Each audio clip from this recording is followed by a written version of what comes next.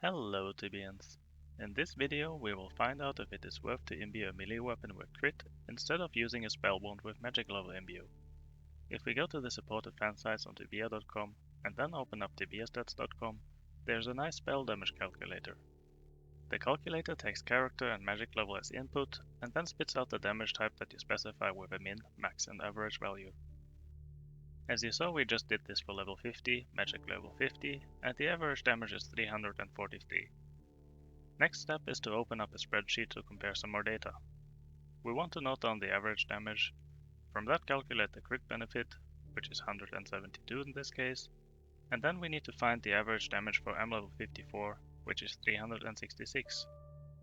The difference to before is 23 damage.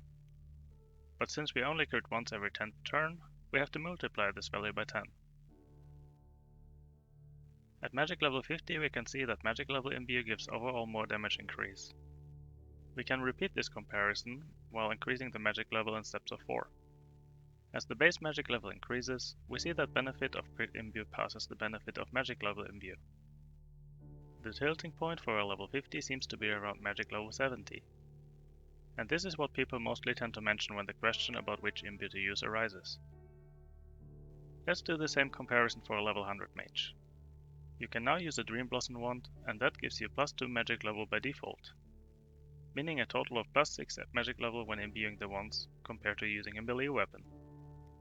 We see immediately that crit starts much further behind, and it takes ages to catch up. Shooting just as these, crit becomes stronger than magic level imbue first after a magic level of 110. Dream Blossom wand acts like an extra and free tier 2 imbue in this case. Doing the same comparisons for avalanche runes, we see that the tilting point for a level 50 seems to be a bit lower, around magic 68. At level 100 with Dream Blossom wand, crit imbue doesn't catch up again before magic 102. What we have seen so far is that for characters below level 80, crit seems to be the better choice if we have high magic level. However, if you can use the Dream Blossom wand at level 80 and don't have a ridiculous magic level, then go for magic level imbue. Do we have enough for a full conclusion on this topic? Not yet. There's more we can consider than just average damage. In the end, it is all about how many turns it takes to delete the monster so you can move on to the next. Thus a big factor here is wasted damage potential. If you crit on a creature with 10 HP left, goodbye benefit. Likewise, if the plus 4 M level boost is just not enough to finish a creature with less turns, goodbye benefit.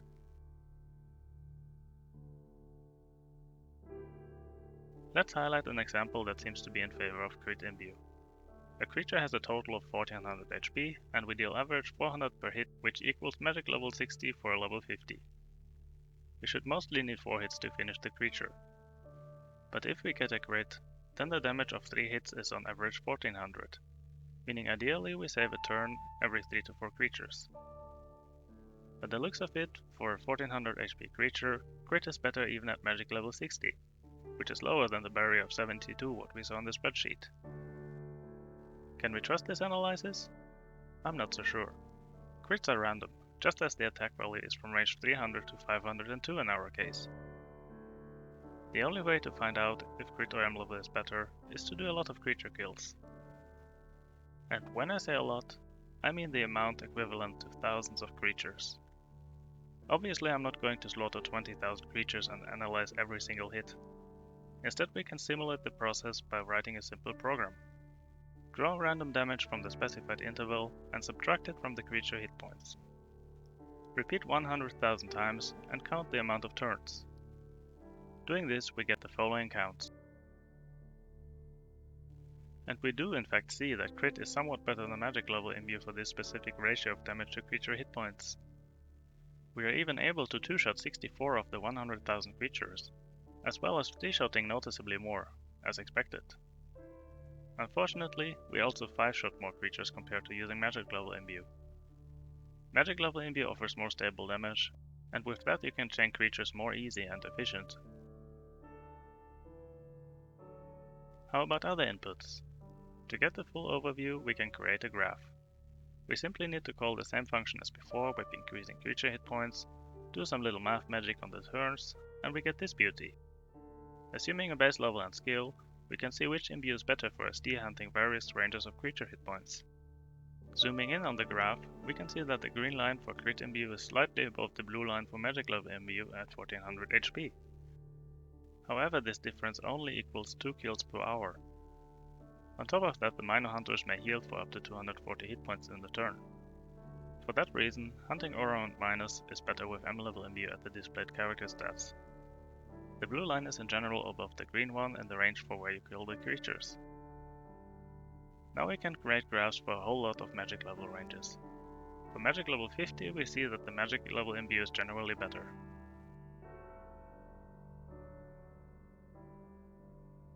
If we up it to 78, the table should have turned slightly in favor of crit. Interestingly, the blue line stays above the green one in quite some areas. Worm Priestess will be slightly easier with crits, minor hunters are about the same, however if the hunter heals once, which he tends to do, the magic level becomes better. Also for blood beasts, magic level becomes better. Unless they go on a healing spree, that is. Overall, even with magic level 78, Worm and Minus seems to be slightly better with magic level imbue. A similar thing happens around mag 90. Now Worm Priestess are easy to magic level imbue, while Minotaur Hunters are your favorite with crit imbue. Unless they heal for 200 HP of course. And Blood Beasts again favor the magic level. Finally, if you go down to max 65, crit seems to be slightly better than magic level for Worm and Minors. I guess you start to understand the ping pong pattern that arises here. I mean, even at mag 110 you get more benefit from magic imbue than from crit in some areas. Wasted damage potential on creatures that die in few turns is the reason for this behavior. Notice also how the total amount of kills grows as the base magic level increases. That means an increase of 10 kills per hour at mag 60 is more worth compared to an increase of 10 kills per hour at mag 90. If we up the character level to 100 and use the Dream Blossom wand, then we see the blue line rise further than before on every graph. Crit gets an extra 5 damage from the level increase, but else it doesn't change. Notice where the blue lines keep pulling back to the red lines. These are hit point areas where improving your magic level is weak, and it is there where crit seems to have the advantage. By the way, until this moment I intentionally ignored the damage output from wands. Average damage on a Hellstorm Rod is 65, Dream Blossom Staff 70. When you imbue a melee weapon, you lose out on that damage. And adding the numbers to our spreadsheet, we can see that the numbers are rather substantial. Suddenly it seems like crit is not really a good idea anymore. There's just no way for the imbue to make up for that amount of lost damage. Looking at the graphs you see that in a bunch of scenarios you actually downgraded your overtime damage potential by dropping a basic wand and using a melee weapon instead. Well spent 300k. The first 4 graphs show the kill count gaps for a level 50. And the next 4 graphs show the difference between the potential of a Dream Blossom wand and a crit imbued melee weapon. Keep in mind that for a level 50, the range of a wand is only 3 square meters. So if you hunt ranged creatures, you might struggle to find its full damage potential. But the Dream Blossom wand has 5 range.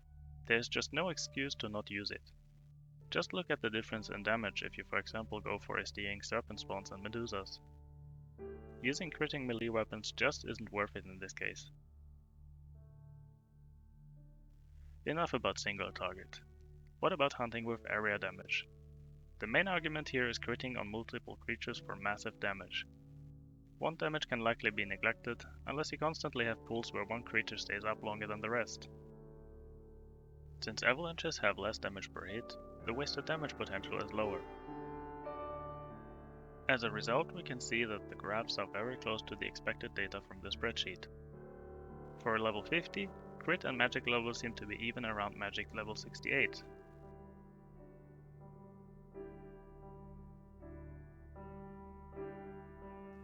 For level 100 with Dream Blossom wand, the graph overlaps nicely at the barrier of 102.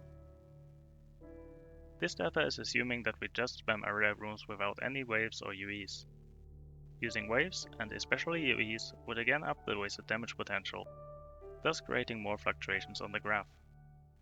But this gets rather complex, and at this point I bet you are like, dude, too much information.